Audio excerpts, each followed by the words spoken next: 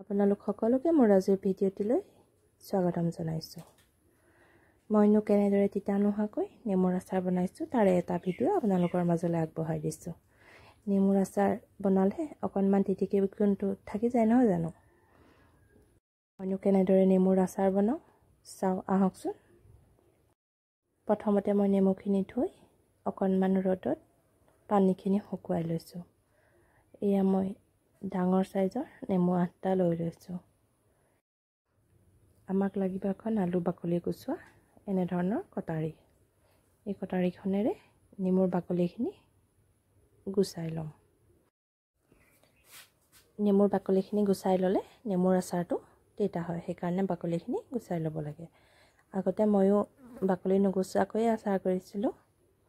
আজি অলপ দিনৰ পৰা নেমুৰ বাকলিখিনি গুচাইহে আচাৰ কৰোঁ। নেমুৰ বাকলিখিনি গুচাই ল'লে আচাৰটোত সেই তিতিকি ভাগটো নাথাকে। আমাৰ আটাইখিনি নেমুৰ বাকলি গুচোৱা হৈ গ'ল।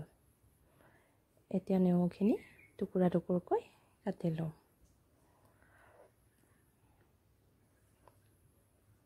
আপোনালোকেও নেমুৰ আচাৰ বনালে এনেদৰে বাকলিটো গুচাই ল'ব। এয়া এতিয়া নেমুটো কাটি লৈছোঁ। এই নেমুটোত গুটি আছে দেখিছেনে? এই মাজৰ অংশখিনি আৰু গুটিখিনি আঁতৰাই ল'ম।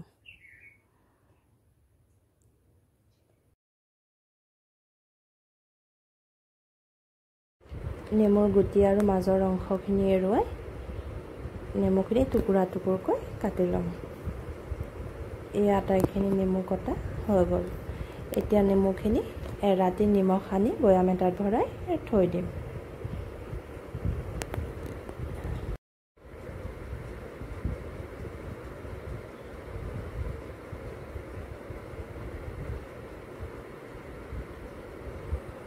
মই নেমুখিনি নিমখত দি ৰাখিবলৈ 3 চামুচ নিমখ ব্যৱহাৰ কৰিছোঁ।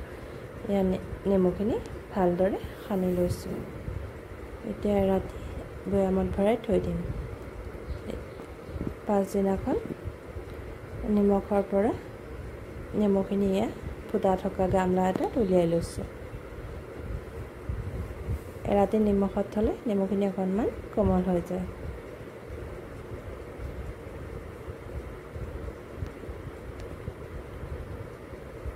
এয়া নিমখত দি থোৱা নেমুখিনি মই ডলা এখনত ৰ'দত শুকাবলৈ মেলি দিছোঁ। এনেদৰে পাতলকৈ দিলে এটা ৰ'দতে নেমুখিনি শুকাই যায়।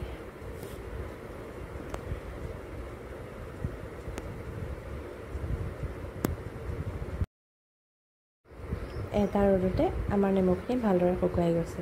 নেমুখিনিৰ লগতে কেইটামান জলকীয়াও ধুই মই শুকুৱাই লৈছোঁ।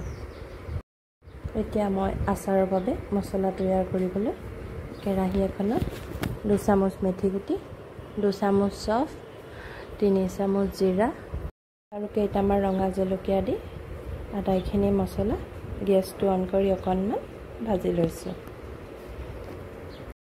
আটাইখিনি সামগ্ৰী কেৰাহীখনত দি লোৱাৰ পাছত গেছটো অন কৰি আটাইখিনি মছলা ফৰফৰীয়া গোন্ধটো ওলোৱালৈকে ভাজি ল'ম। এই আমাৰ মছলাখিনি ভজা প্ৰায় হৈ গৈছে। এতিয়া গেছটো বন্ধ কৰি মছলাখিনি অকণমান ঠাণ্ডা হ'বলৈ ৰাখি দিম। ভাজি থোৱা মছলাখিনি ঠাণ্ডা হোৱাৰ পাছত মিক্সিৰ বাতিটো ভৰাই লৈছোঁ। ভাজি থোৱা মছলাখিনিৰ লগতে 8 চামুচ বগা সৰিয়হ, 2 চামুচ কাশ্মীৰ মছলা, 2 চামুচ হালধি গুড়ি, 3 চামুচ নিমখ দি দিছোঁ। এতিয়া আটাইখিনি সামগ্ৰী অকণমান গোটা গোটাকৈ থকাকৈ মিক্সিত মাৰি ল'ম।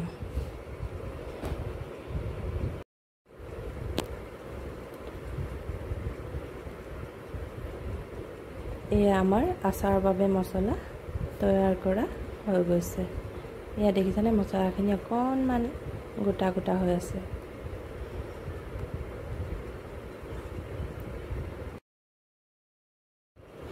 ডাঙৰ গামলা এটাত শুকুৱাই থোৱা নেমুখিনি আৰু শুকুৱাই থোৱা জলকীয়াখিনি দি লৈছোঁ। জলকীয়াখিনি ঠাৰিখিনি আঁতৰাই ল'ব। এতিয়া আটাইখিনি মছলা ইয়াত দি দিছোঁ। মছলাখিনিৰ লগতে 2 চামুচ পাঁচফোৰণ আৰু অকণমান তেল দি ভালদৰে সানি দিছোঁ। লগতে ডাঙৰ সাইজৰ নেমু এটাৰ ৰস ইয়াত দি দিছোঁ। নেমু ৰসখিনি দিয়াৰ পাছত আটাইখিনি সামগ্ৰী ভালদৰে সানি লৈছোঁ। এনেদৰে অলপ সময় সানি লোৱাৰ পাছত মিঠাতেলখিনি ইয়াত দি দিছোঁ। মই আচাৰত তেলখিনি গৰম নকৰোঁ। তেলখিনি গৰম নকৰাকৈ দিলে আচাৰখিনি বহুত দিন ভালে থাকে।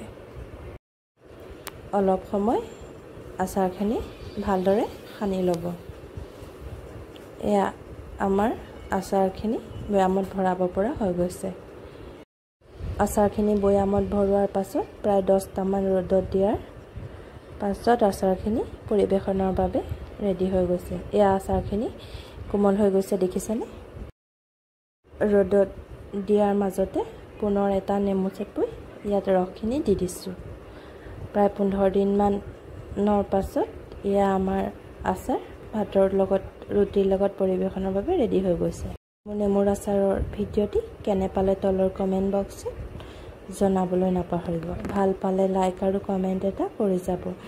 পুনৰ আন এটা ভিডিঅ'ত লগ পোৱাৰ আশাৰে আজিলৈ আহিছোঁ। ধন্যবাদ।